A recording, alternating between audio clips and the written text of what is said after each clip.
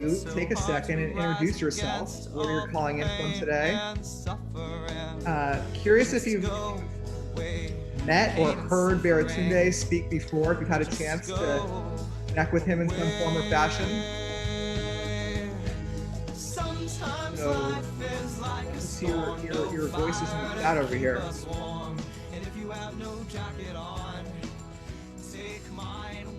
I'll start it off. Hi, I'm Brad. Actually, you don't have to say your name. I'm from. And I know Baratunde as of last week. It's been a great week. Hello in Delaware. Hi in Sausalito. Hi in North Carolina. All right, our first Canadian. Not ever, but okay, here we go. Thank you everyone for joining. Someone listened to your TED Talk. I'm really excited. That was a pretty amazing thing to see, I have to say myself. Give it another minute here for more people to show up. How's everyone doing today? We have some Reimagine folks. Okay, good. I'm glad some people had a chance to listen to your TED Talk and that kept them interested in showing up, which I would expect, honestly. Yes, sir. Okay.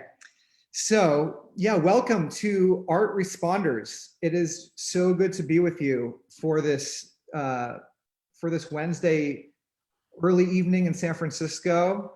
Where are you, Baratunde, today? Los Angeles, Highland Park neighborhood.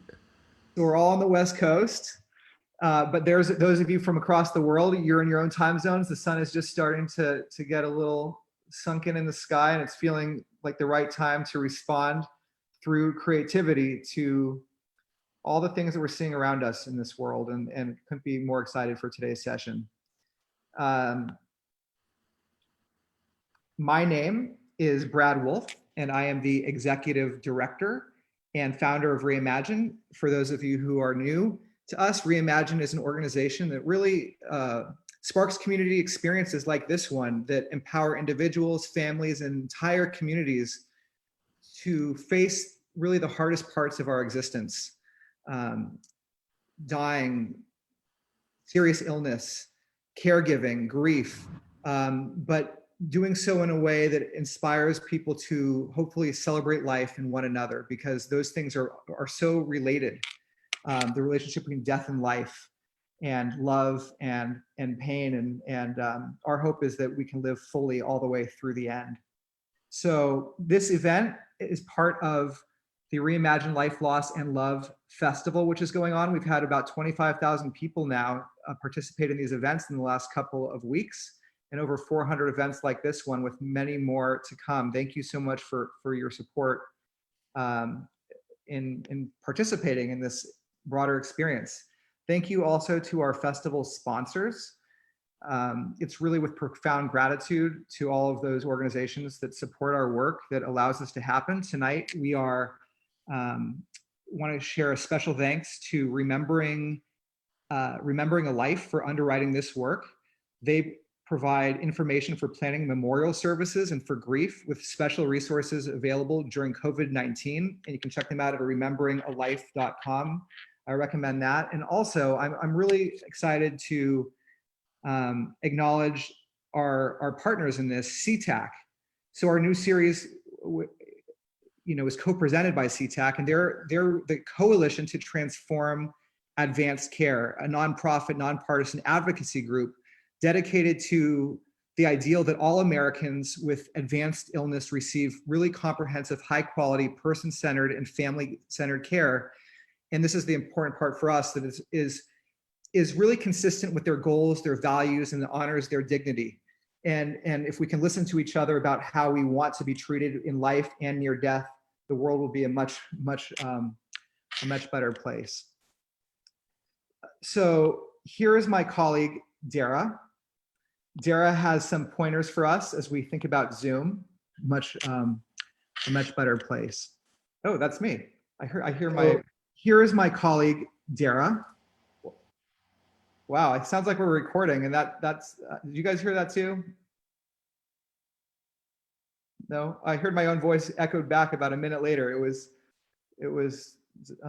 delightful. I Says sound. it says you're recording. Oh, thanks. I guess I am recording. So to the point of Dara, hi Dara. Um, eh, we're going to be on mute, even myself when Baratunde is speaking, to listen to the talks today, and then also we can use the chat button, which you've discovered already. And if you want to make a comment or ask a question, feel free to use the chat. If you have questions for our staff around technical things, if you scroll down to anyone with that blue button in the chat that says Reimagine by their name, you can reach out to them or email us at hello@letsreimagine.org, and we can get you sorted technologically. And if the chat gets overwhelming, you can close it at any time. We are going to have a chance for people to ask questions of Baratunde through the chat later. So excited for that. Just want everyone to also know that this series always starts with an intention that we like to read to kick off every event.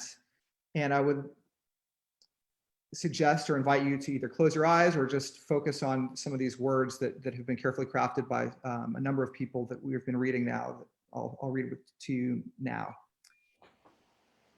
There is no life without death, no love without loss. They are in constant complementary motion. In the face of distance, illness, racism, and isolation, we are here together, reimagining a changed world, kinder, slower, more just. We are reimagining the giving and receiving of love, the cycles of loss and new beginnings, what it means to be fully alive. We are here.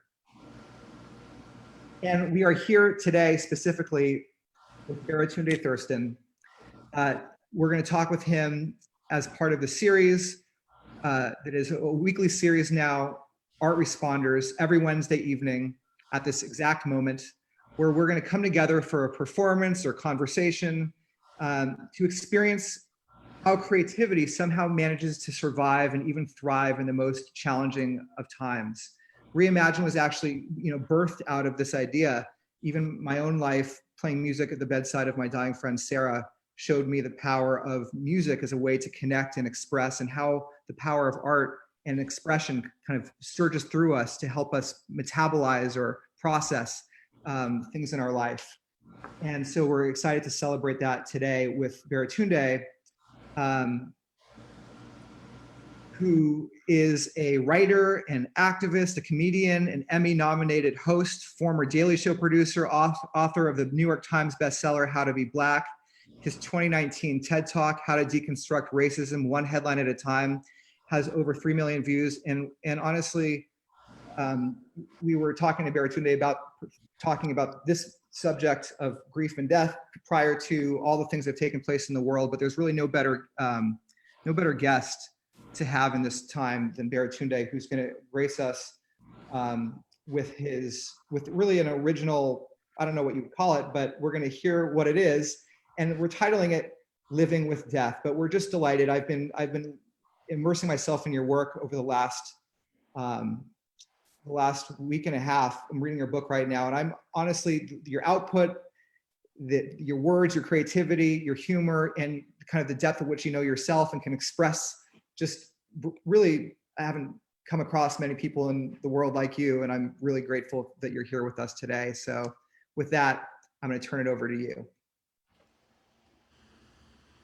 Brad, thank you for the introduction. Reimagine, thank you for hosting. Zoom, thank you for keeping what's left of our civilization together.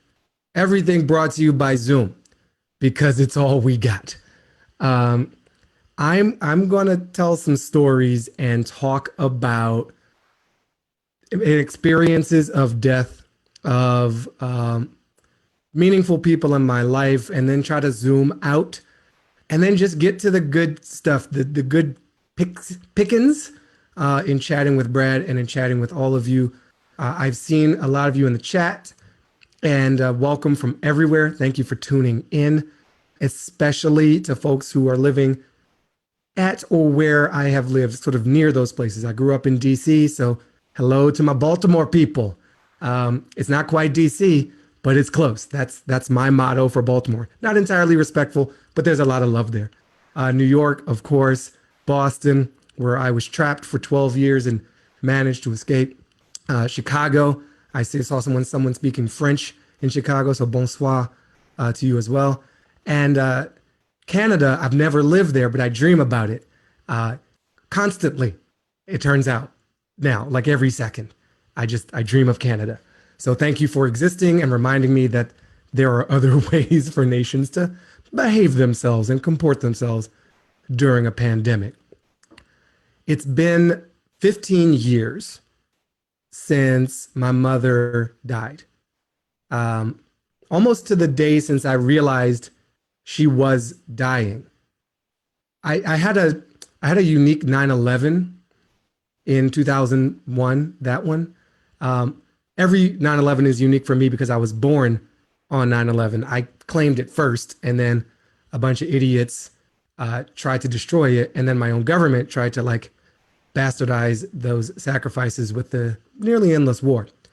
But September 11, 2001, I was on a commuter train from Boston to Fall River, a suburban town, home of Emeril Lagasse, great chef, bam, and taking it up another notch as always. Was taking the commuter rail system down to Fall River to visit with my mother, who had had colon cancer surgery a few weeks prior. And my sister and I were trading caretaking duties. She had flown in from out of state. I lived just up the road in Boston, so was trying to go to work and leave early and take the train and see my mother. And she had been doing a lot better. My sister Belinda had returned to her home. So it was just me. And I'm taking the train down, and it's like 8:45 in the morning. And I get a phone call from my best friend. And I'm like, this is really my best friend. She's calling to wish me a happy birthday on my birthday, first person. And she was in San Francisco. So I knew it was 5:45 in the morning for her. But I'm like, that's how good of a friend she is. I answer the phone almost as we're about to get off the train. And the first words out of her mouth are not happy birthday, which I was really offended by. I'm like, why are you not saying, why else would you be calling me at 8:45 a.m. on my day? And it turns out she had other information to share. She's like, a plane just crashed into the World Trade Center. I was like, well, that's not happy birthday. Also, that's really bad. And this was pre-streaming everything and super connectivity. I was a very connected person for what was possible at the time. So I remember walking from the train to my mother's place. It's about a 15-minute walk. And I get to her apartment. It's one of those half first floor, half basement, kind of like the window is just above you at ground level outside. So it's a sunken apartment. So I enter the split foyer entrance, go down the steps, take the left turn, walk into the unit, and she's got the TV on, and I see the second plane hit. And I was like, oh man. And so I knew then, we all knew then, that this was an intentional act. This wasn't some rogue pilot or a mistake or a freak accident. It was an act of violence and of intention, an intentional act of death. And my mother and I are news junkies. I've always been a news junkie, reading magazines, newspapers. When I was in high school, I would listen to NPR during class to escape the boredom of my teachers. That's how boring some of my teachers were. Don't think it's a huge testament to NPR's riveting programming. But I like knowing what's going on in the world. So we stay glued to the TV set, watching Death on Loop. It was like a slow motion animated GIF of mass murder and hysteria and sadness and loss and paranoia and smoke and fire over and over and over again. So after about an hour, realizing that the news people had no news to share, that we were not feeling good, that I had come to celebrate my life and hers because she was post-operation for the removal of a tumor. We decided to turn the TV off, to leave the apartment. I had been trying to ring people, text people, which was a really, like, you knew you loved someone in 2001 when you tried to text them, because that was like, I just want to make sure you're okay. Like, it took 10 minutes to say, how are you? So we left all that behind. We went to a state park and we just walked and enjoyed the breeze. And she rode a bike a little bit. And I was able to get a signal and talk to a few friends from out on the kind of the edge of the park. And the whole day, for maybe 6 hours, we were not a part of this loop and this uninformative, self-torturing experience of watching death repeat itself over and over again. I left her apartment late that evening, took the train back. And when I got back to Boston, to my apartment, I was in full information retrieval mode, the computer, the internet, the everything, trying to play catch up. But it was a really beautiful choice to make in that moment, to realize humbly that there was nothing we could do for anyone except ourselves. And to continue to indulge or subject ourselves to these images was not like a pro-life move. It was not a move of self-love. It was an act of self-destruction, just psychically and emotionally. So I am always grateful and consider that my best birthday, because of all the days to appreciate and celebrate life. I really felt what it meant that day. And in fact, I remember re-entering the world before getting to the train station. After leaving the park, it was already dark out. We're driving back and people had put candles out on their front lawns and in their balconies. And it was eerily peaceful and quiet. And the other drivers that there were very calm, which is not how Massachusetts people drive. Like, that's another way I knew it was different. Like, massholes are driving calmly and safely. The world truly was different, at least for a time. So I got back to my life and continued to live it with the ups and downs. 4 years later, I visit my mother. She has moved with the assistance of me and my sister across the country. She is now a resident of Portland, Oregon. She always wanted to live on the West Coast. Turns out having 2 children interrupted some of those plans. So this was a 30-something year delayed event in her life. And she was really, really stoked. She wouldn't have said stoked, but she was really excited to live in Portland. And I was going there to visit her. And in the midst of a life that I thought was super busy, super important, I had auditions and meetings and shows and trips and conference calls. Ooh, conference calls, real important. And I get to the airport and she meets me at the airport. And I see someone who reminds me of my mother, but looks like a wasted away version of the person I know. Total weight loss, just gaunt, bones, bony structures visible in her face, so light, so frail and brittle. And her cancer had come back with a vengeance. And she had decided against chemo after the first round. And she was doing great, and she was having her fitness and yogaing and just Steve Jobs kind of plan for her and cancer. She did not want to do the chemotherapy. So it was always this known risk. But I didn't really know the risk until I saw her body and was like, oh, this is what it looks like. And so that trip to Portland was not the relaxing one that I had signed up for, nor she, I think. And it was full of hospital visits and doctors and emergency admissions. And there's a whole story just about the time in the Portland hospital, because it was, for a hospital, the best time one could have. They treated us so well. I'm still close to another family that was there at the same time, woman about my age. Her father was dying. My mother is dying. And we've remained in touch. And so I gained addition to my life in terms of this friend through this moment.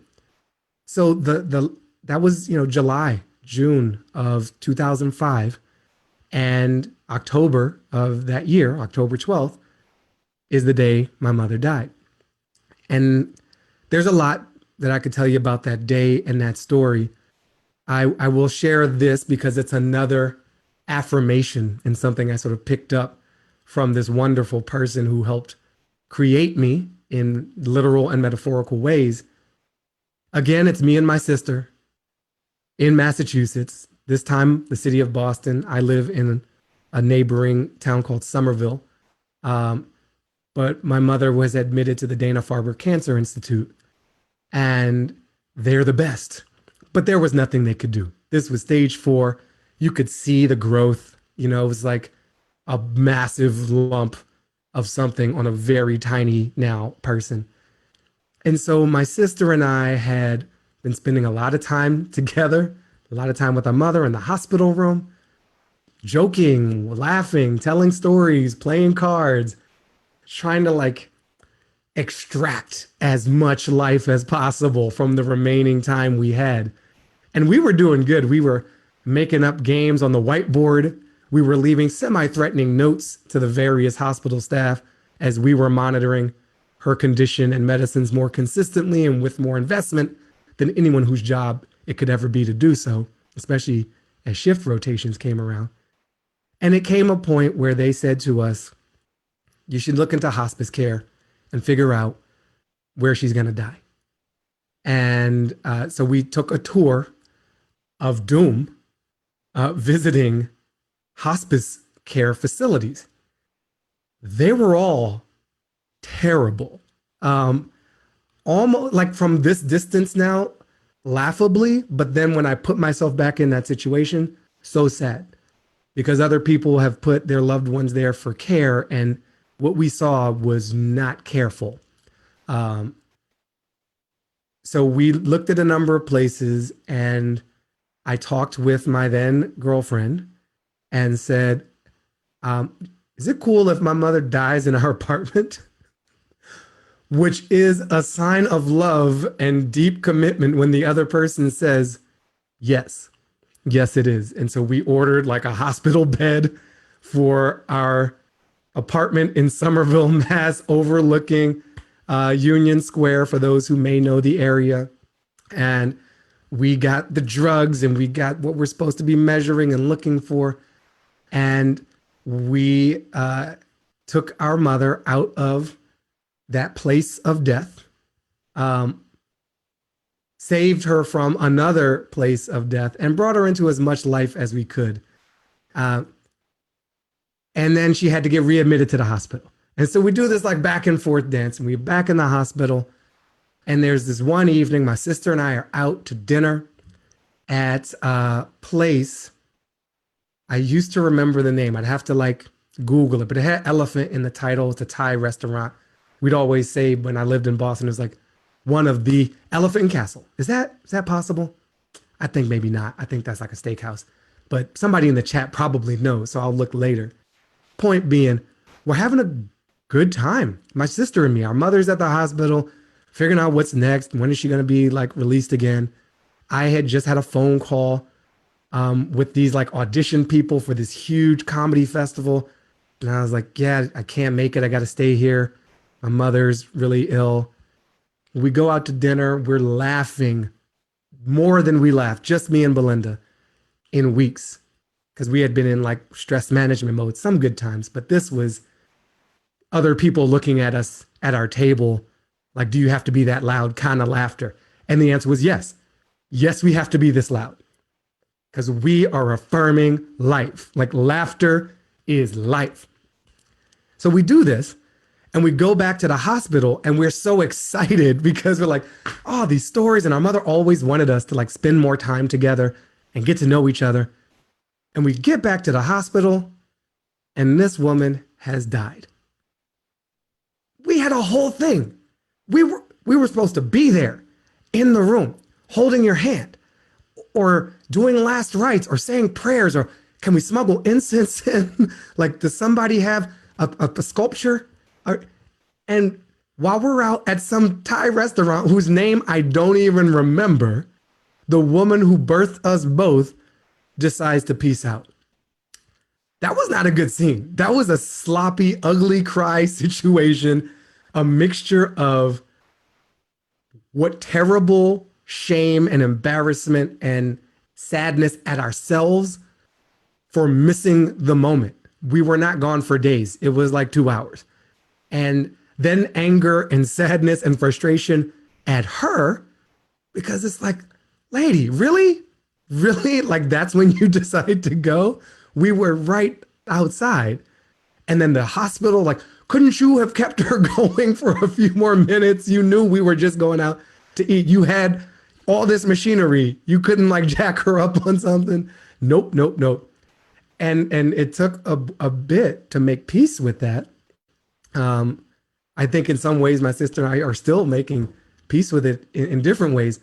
But one of the stories we decided to embrace, instead of a story of we abandoned our mother on her deathbed, or she abandoned us during our dinner, or the hospital failed, or we had this one moment that was supposed to, we had the moments.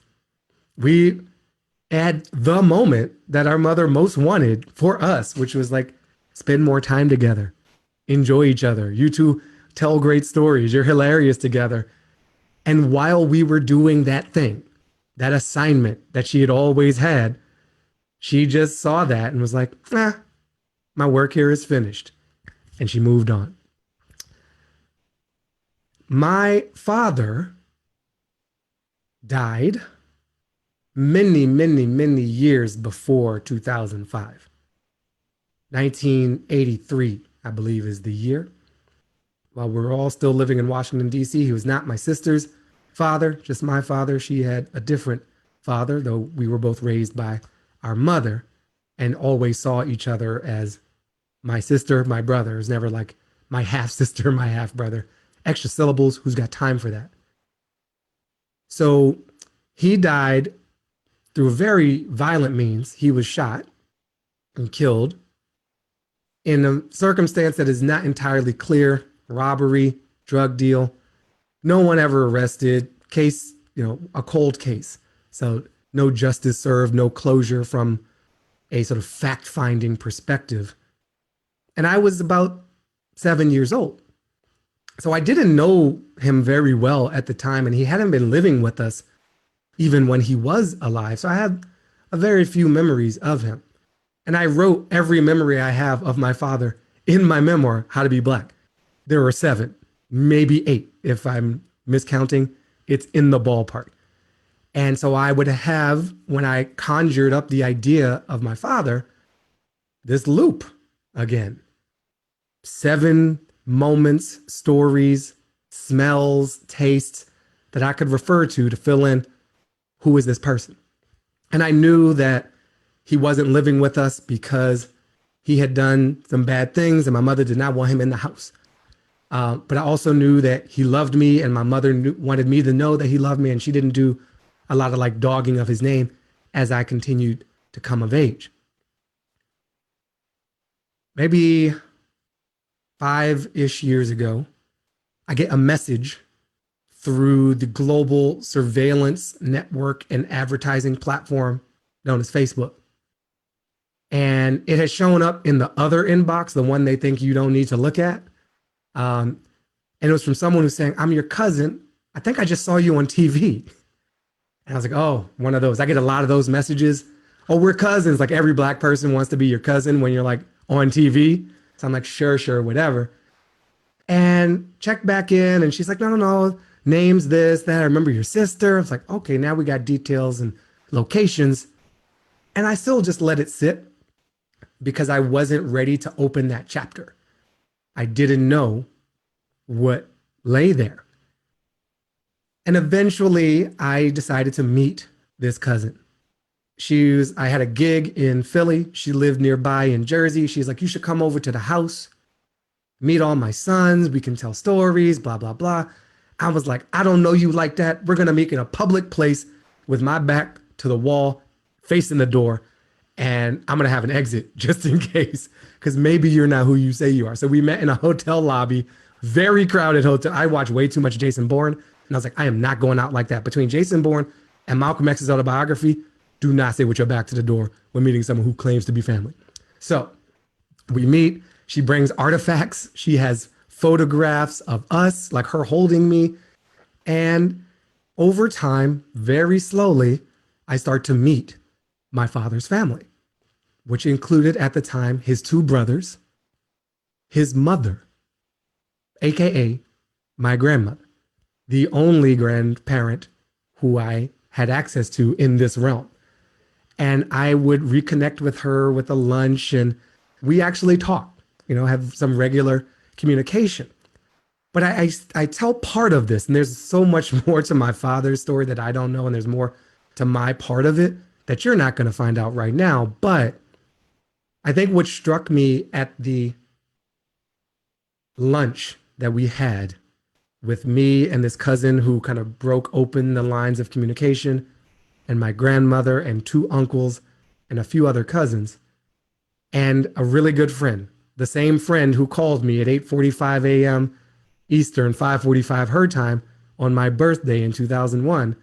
I brought her as witness / bodyguard, an emotional crutch. We decided to meet up at a Bethesda Italian restaurant near the metro and reconnect. And they brought the program from my father's funeral, which I had decided not to go to. My mother gave me the choice. I'm like, I don't look at a dead body. That sounds creepy, freaky, nasty, wrong. Like, I'm good. I don't need to be there for that. But seeing the program as an adult was a different thing. Hearing their stories, a little bit about him and what they remembered of me. And the thing that stood out most to me was we had lost each other. I had no curiosity about his family. He was killed when I was so young, and my mother took absolute control over my life, which those of you who know my book know some of that, mostly good. That I didn't think I was traumatized. I didn't walk around, oh, woe is me, black man with no father, single black female in the hood. It's like, I had shoes, I had food, I had love, I had a bike. I didn't know what I didn't have because we didn't have Instagram at the time to remind me every second. So I was pretty happy. And so I didn't exist in a life of loss, even though I had lost someone theoretically very close and important to me. So I was totally incurious about this family until the cousin reached out. I never looked them up. I talked to them about, what do you remember about me? And when my father, their son, their brother, their uncle died, I died with them. We both kept living. I continued to do things and have adventures and sprain my ankle and skin my knee and graduate and get jobs and get fired. They continued to go to church and have family reunions and birth new members and have celebrations. And we were in separate worlds. In my world, they did not exist. And in their world, I had disappeared. And every once in a while, whatever happened to Arnold's son? Anybody know? No, I think I saw something I know he graduated, until this link was reestablished. And it expanded for me the concept of death, because I got locked into the story. My father died, he was shot, there's that. My mother's dead, this is that. And I have some more of her with me because she was so much more active in my life. I probably talk like her more than I do my father because I heard her voice more. But the idea of death not just being about a person who is no longer living, but instead about a person who you've forgotten. To forget someone is to let them die, even if they still live. That was just fascinating to me. So that's a bit on the father. And I had a theory that I was going to talk about death and being Black and America and all the stuff that's happening right now.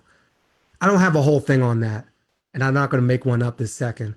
I will just say that I have been thinking about resilience and survival and affirming life a lot over these past few weeks as this country continues to remind me and all of us that death is just around the corner. For whatever reason, you're asleep in the wrong apartment at the wrong time when the police decide to show up extra aggressively.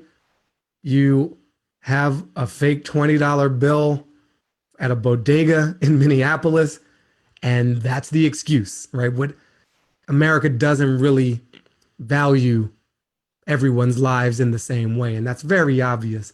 And so I've been thinking about proximity to death and what it means to be me and to be Black and to kind of have this shadow lurking over us in places that it shouldn't. Like, it should be there when you're skydiving because you are taking your life into your hands and you're exiting a perfectly functioning plane through an open door at altitude. That's a choice.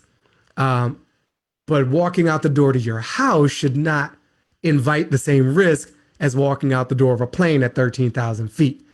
So when we know we're proximate to death in a dramatic sense, like combat or skydiving, or in a more everyday sense, like unequal outcomes or COVID or police, there's a whole thing there that maybe we can explore in dialogue more than in monologue. I'm going to wrap my prepared remarks mute for a moment and crank my AC because it's getting a little warm in here.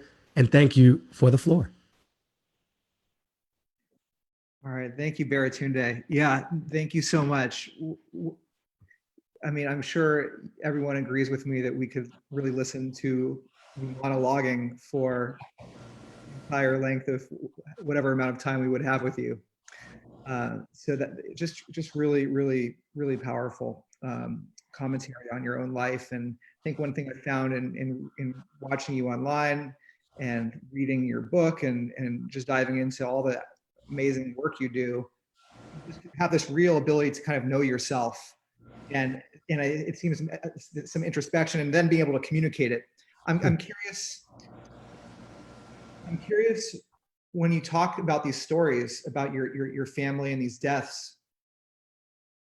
How do you feel? How do you feel talking about it? Sharing the story you just shared with us?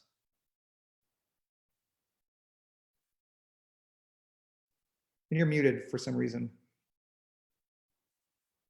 Because I did it to myself. Actually, I didn't. I think Zoom did it. I think Zoom might be racist. Yeah, I feel a variety of things sharing that. I mean, I think I always feel a sense of discovery when I tell a story because I didn't script any of that. I knew I wanted to talk about these two people.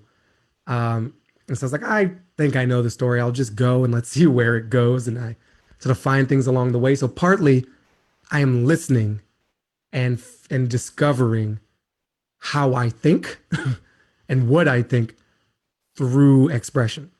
And then it feels good to invoke people who are no longer here. I feel like I'm trying to bring some folks to life. And it feels like I'm learning at the same time. And then there was a feeling of a little bit of caution around like, what am I going to share? How much am I going to share? What details? So there is a bit of a real time, like always some real time editing of like, what is the most relevant thing to share here? But mostly, not a lot of anxiety. I'm not afraid when I have shared this. And then occasionally just like sadness too. There's like, my mother was 65, my father was 38 maybe. So neither of them lived the length of life that anyone would want their parents to. And so just like with this level of focus and an audience and like speaking versus like a passing thought, it's a deeper invocation. So it makes it there's more emotion and a little sadness amongst those emotions. Yeah, and I think, reimagine, we talk about the fact that in our culture, we have maybe a funeral and then And then in some cases, maybe we expected to move on, and there's not that many spaces, especially in public, to be able to reflect on and share your love or your memories of those from the past. Thinking and we have a question in the chat about this, and I'm looking, and we talked about this a bit before, about the space that you're in right now in terms of keeping memories alive in the room you have right there. Maybe I'd be really curious to hear more about, or what do you have behind you? Yeah, this is the room where it happens. Welcome to the studio. I'm not in a position to move the camera too much. So if you're on a mobile device, see if you can pinch to zoom, and apologies if you can't make out some of the detail. I will start with the thing I know everyone can see, which is this face, brought to you by my mother and father. Thank you, genetics and evolution. Then I will go to the next largest thing you can see, which is this Black Power fist. I've been lugging this around. So when my mom died in 2005, there were many journeys in the journey of her passing. There was the journey to get her to Portland, which is where she would ultimately start to die. There was the journey to get her to Boston for great medical care in the last ditch effort to save her life. There was the journey of my sister and me back to Portland to her empty apartment to pack everything up and sell things.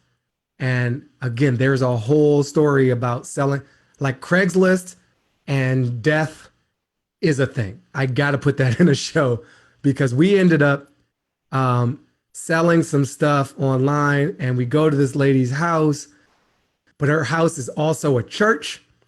And she's like one of those folks where like, she's very religious and she's a pastor, but she's just like a pastor in her living room.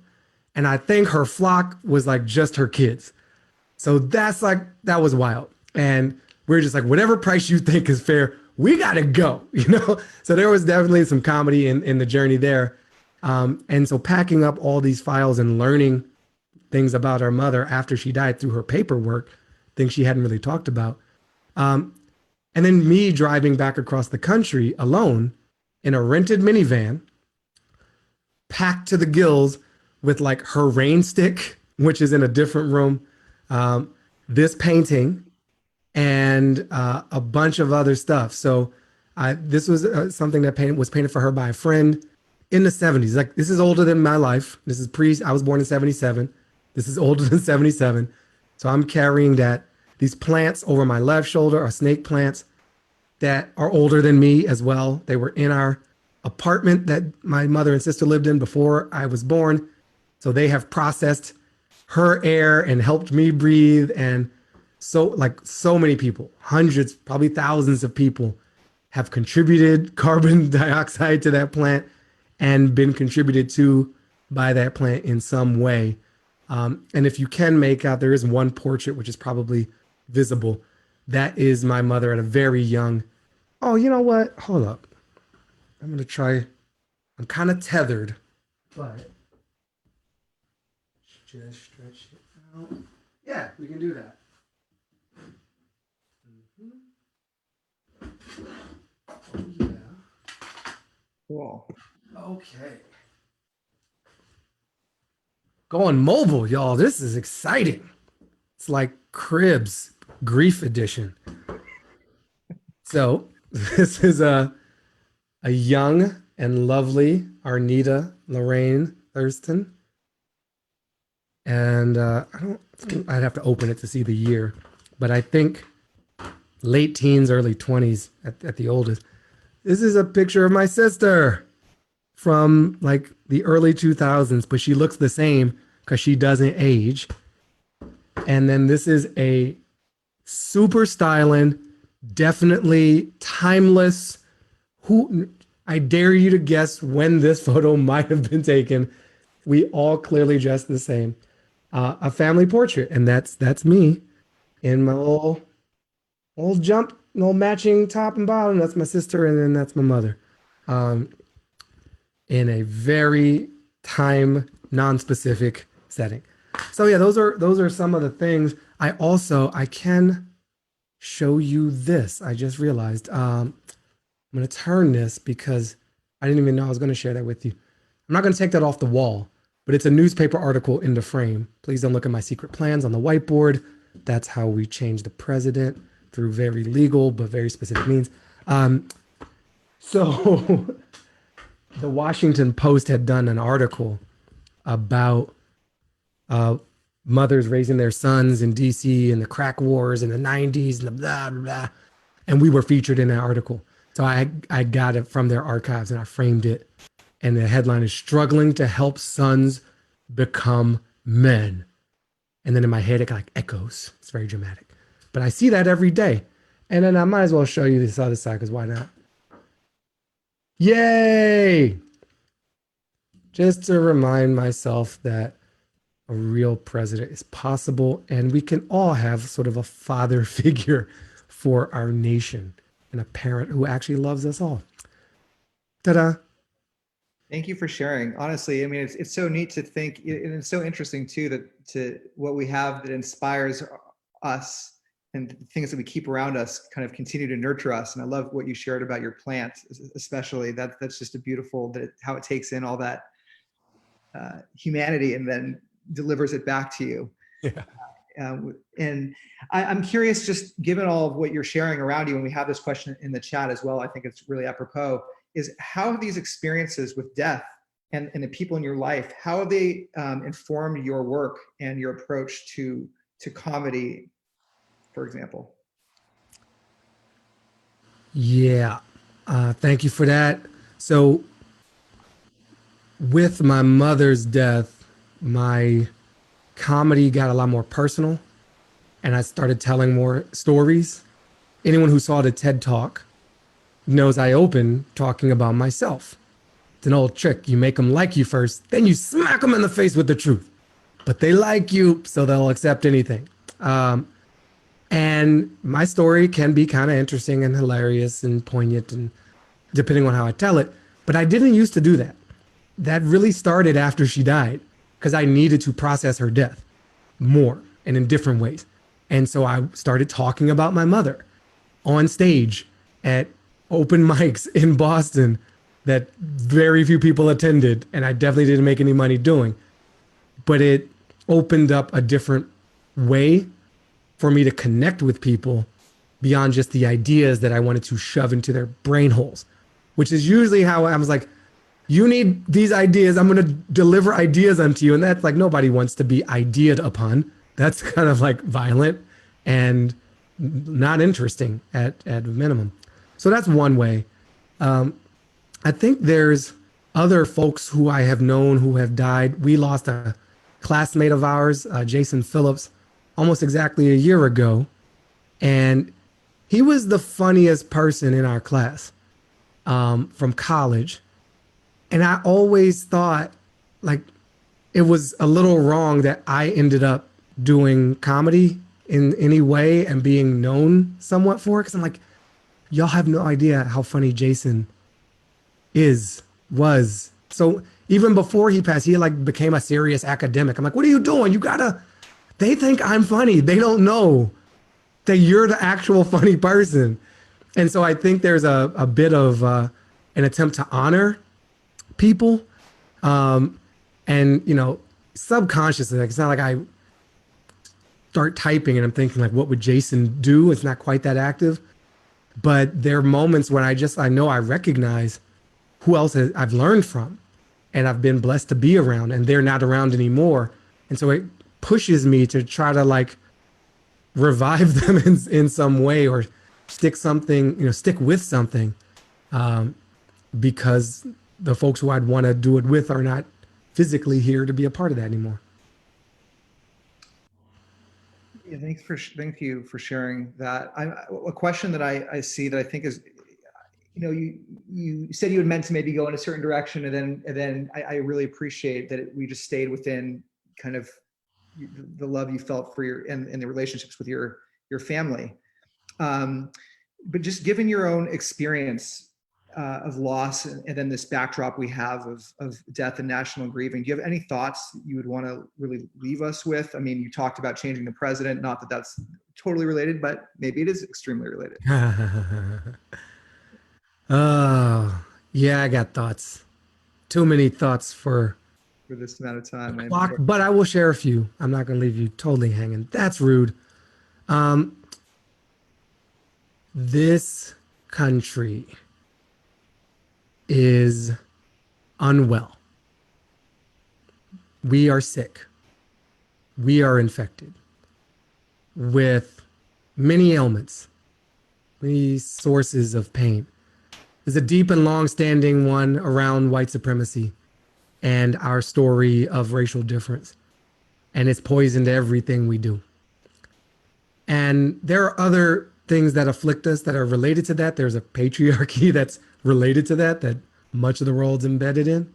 I think what occurs to me in the moment we're in now is that what we're experiencing are like the flare-ups of a body fighting off being unwell. Right? This is what a body does when it's infected. It gets hot. We run a fever. We might have pus emerge. We are inflamed. And we're inflamed right now because we're fighting something off. But the thing we're fighting is really, really deep. And part of what we are living in is a severe act of violence and death and loss. We founded this country, a group of people who said they were persecuted came here and decided to triple down on persecution and wipe out the indigenous people who are already here. We built an economic system that is built on infinite growth and seeks to extract as much as possible from a finite resource. So that's a hoax. Like, that's a scam. That literally doesn't add up. But we're committed to it. And so we hurt the only resource we also depend on. It's an act of self-hate.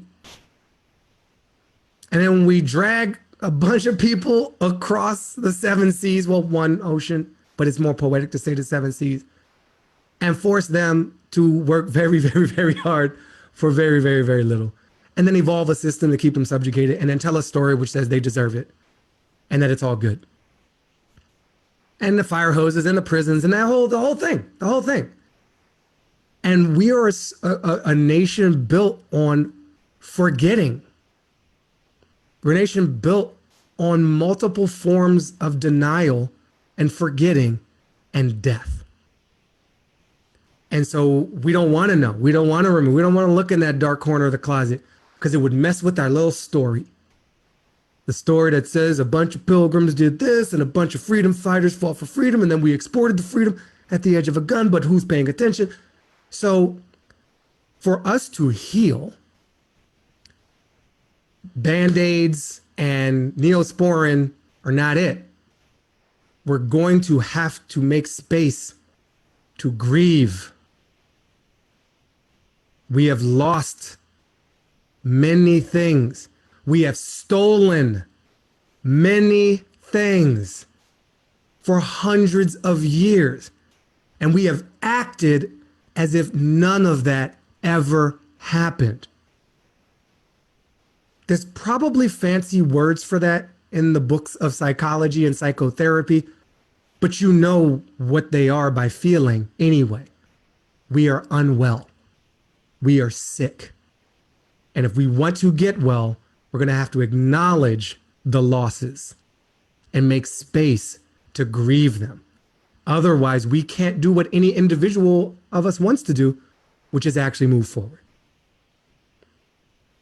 I guess those are my thoughts. Thank you. I'm so glad you gave us this extra few minutes of your time. Seriously,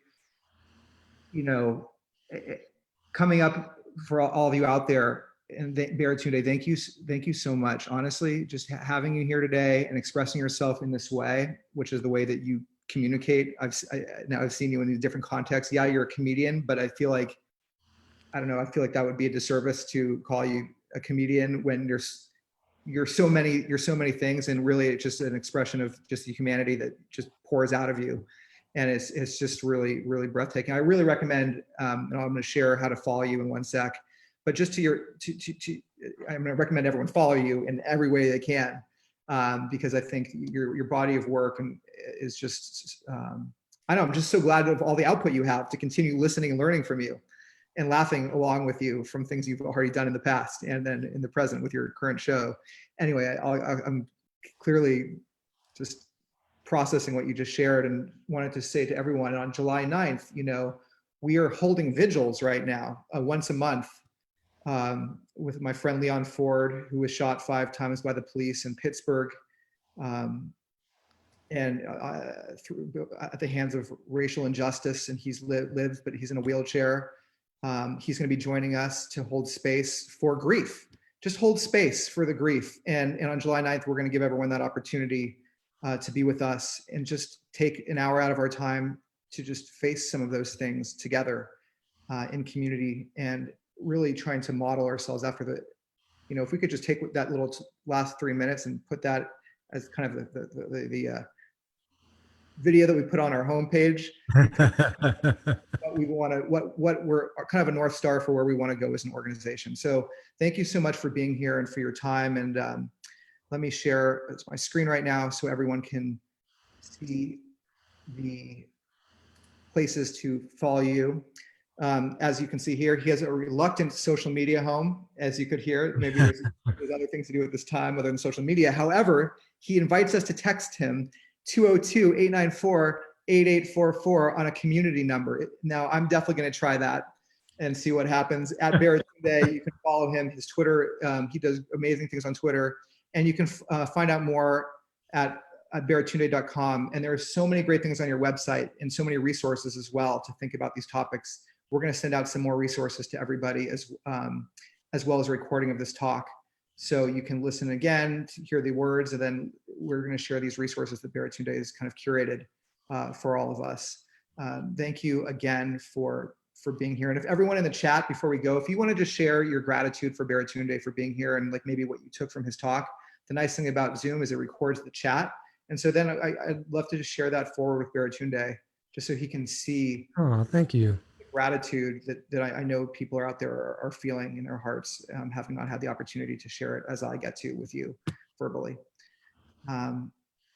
So we're going to say goodbye for the session, but to let you know, if for those of you that know someone who is dying or has died or needs to plan a memorial service in this time, but it's at social distancing, but find that really hard, we've created a lot of free resources and tools to host those types of services at virtualmemorialguide.org. So that's a great resource for anyone out there who needs that support. And then this series is going to continue next Wednesday at 5 p.m., where we're going to be graced by Lakeisha Benjamin. And she is an incredible musician, a saxophonist who has toured with Alicia Keys, among others. And she has her own music, and she's going to be both performing for us and talking about some really incredible themes. And as we leave today, maybe I will just have her music playing in the background for all of you to check out what you're going to get by joining us next Wednesday. So again, thank you to Baratunde. If we could just unmute everyone as I push play, and maybe we could all just say goodbye with our voices to Baratunde and gratitude for him being here with us. That would be terrific. So thanks again. Ooh, thank you so much. Thank you. Thank you so much. Thank you. Thank you. Thank you. Thank you. Thank you and goodbye. So much. Thank you. Thank you. Awesome. Thank you. Thank you. Thank you. All right, thanks everyone. We'll see you guys. I put you in gallery. I can see all your faces. Thank you very much. That was really special. Yay. Thank you, Reimagine. Thank you, Brad. Thank you. That was special. And I see everything in the chat. I can't share with you because it echoes so many things that I know that I'm sure that's your hope, and I know you're reaching people. So it's just really, really powerful and positive. Oh, well, I'll see you in the cloud, and have a good evening. You too. Thank you. Bye.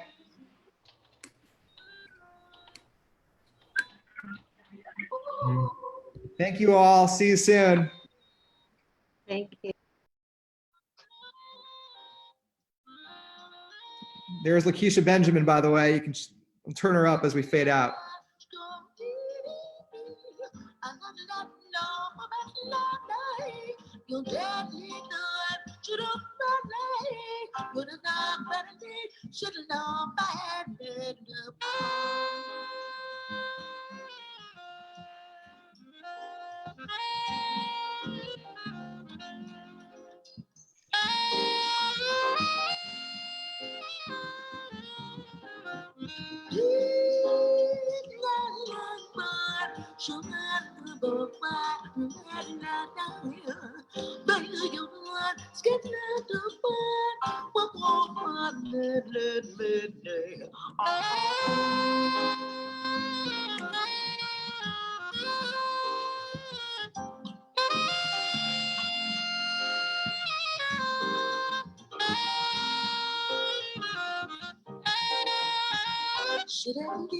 All right, see you guys. Signing off.